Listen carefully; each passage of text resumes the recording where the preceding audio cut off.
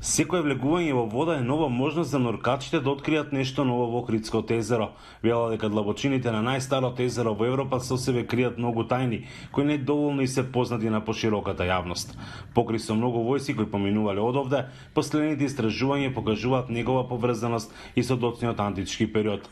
На 3 локации на длабочина од 5, 35 и 45 метри беа откриени питоси, односно садови за складирање, што се први вакви откритија во езерото. Но најинтересно е што на 100 до 120 метри од брегот покрај преисториската населба во градиште откривне тегули, керамички садови, односно керамиди кои се користеле некогаш и за погребување, некогаш и за кровни конструкции. Ги најдовме на длабочина од 19,4 метри. Самото растојание, односно оддалеченост од брегот со 70 до 100 метри, укажува на тоа дека овие предмети се транспортирани по Охридското езеро со некаков пловен објект, а од непознати причини се изфрлени на овие локации. Меѓутоа, за да се разјасни целата ситуација, потребни ќе бидат натамошни систематски археолошки истражувања. Проектот има и заштитен карактер, односно со нивно прогласување за културно наследство и сите ќе бидат заштитени од понатамошни нелегални посети и активности. А дека Охридското езеро чува многу приказни говорат и потонатите италијански бродчиња кај Струга, со кои се смета дека се вршила трговија.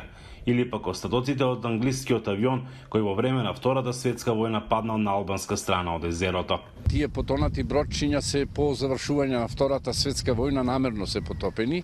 Тие се 2 мали реморкерчиња, другите 5 се копанчиња за носење на роба, односно за влечење на роба по езеро. На дел од нив се гледа дека тие се изработени во втората половина на 19-тиот век, што секако има и некаква историска и културна тежина. Тие се наоѓаат во еден ареал кој што езерото си го прилагодил кон сопствените, така би нарекол, потреби, бидејќи се обраснати со сунгери, со школки.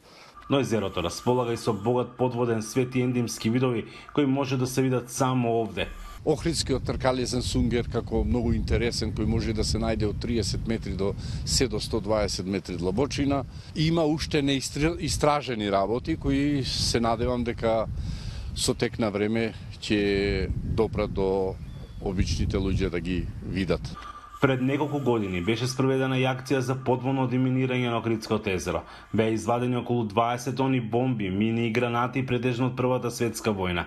Беа извадени и примероци од старо оружје од Охрид за Гласот на Америка. Мики Трајковски.